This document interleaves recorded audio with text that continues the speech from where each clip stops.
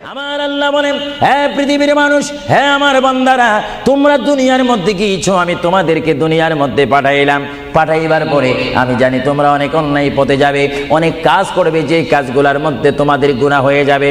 হে বান্দা, তোমরা গুনাহ করবে তাও আমি ভালো মতো জানি, তোমরা পাপ করবে তাও আমি ভালো মতো জানি। বান্দারে, পাপ করার পরে, গুনাহ করার পরে একাই কি মসজিদের মধ্যে তোমরা কেঁদেছো, রব্বানা যালামনা, বলেন রব্বানা যালামনা আনফুসানা ওয়া ইল্লাম তাগফির লানা ওয়া তুরহামনা লানাকুনান্না মিনাল খাসিরিন বলে বলে মসজিদে কেঁদেছো, আসরের নামাজ পড়ে কেঁদেছো, যোহরের নামাজ পড়ে কেঁদেছো, মাগরিবের পড়ে কেঁদেছো, এশার নামাজ পড়ে কেঁদেছো। এ বান্দা, নামাজের মুসল্লা যখন বসে যাও, আমি আল্লাহকে তোমরা বারবার বল, আল্লাহ আমার গুনাহ মাফ করে দাও। তারপরও আমি তোমাদের গুনাহ মাফ করে নিই। তারপরও তোমরা নিশি রাত্রে, মানুষ যখন ঘুমে যায়, তোমার বিবি যখন ঘুম যায়, তোমার ছেলে যখন ঘুম যায়, তুমি নিশি রাত্রে ঠান্ডা পানি দিয়ে ওযু বানিয়ে নামাজের মুসল্লায় বসে তুমি আবার যখন ডাক দাও, রব্বুল আলামিন, পৃথিবীর কোনো মানুষ আমার গুনাহ সম্পর্কে জানে না, তুমি আমার গুনাহ সম্পর্কে জানো। আমি এমন গুনাহ করেছি আমার বিবি জানে না, বিবি গুনাহ করেছে আমি জানি না। আল্লাহ, তুমি সব কিচ্ছু জানো। হে আমার প্রভু, তুমি আমাকে মাফ করে দাও। আমার আল্লাহ বলে, তারপরও যদি তোমাদেরকে আমি মাফ না করি, তারপরও বান্দা, তোমরা আমার রহমতের দরজা থেকে ফিরে যাইও না। আমি তোমাদেরকে হুকুম দিচ্ছি, ওয়ালাউ আন্নাহুম ইয যালামু আনফুসাহুম জাউকা, বান্দারে, যদি গুনাহ করে ফেলো, আমার রহমত থেকে মুখ ফিরে তুমি চলে যাইও না।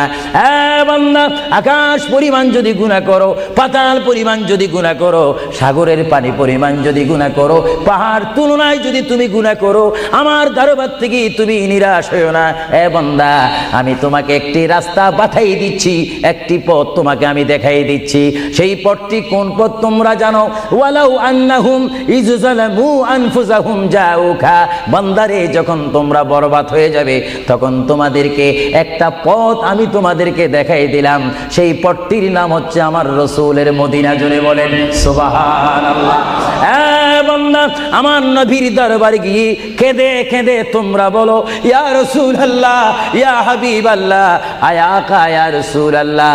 আল্লাহ কোরআনে বলেছে, ওয়ালাউ আন্নাহুম ইয যালামু আনফুসাহুম জাউকা ফাস্তাগফিরুল্লাহ ওয়াস্তাগফার লাহুমুর রাসূল। আল্লাহ বলেছে, হে বান্দা, তোমরা ডানে না গিয়ে, বামে না গিয়ে, পিছে না গিয়ে, তোমরা সরাসরি আমার নবীর কদমে চলে যাও। আমার নবীর কদমে গিয়ে আমি আল্লাহর দরবারে তোমরা তওবা করো।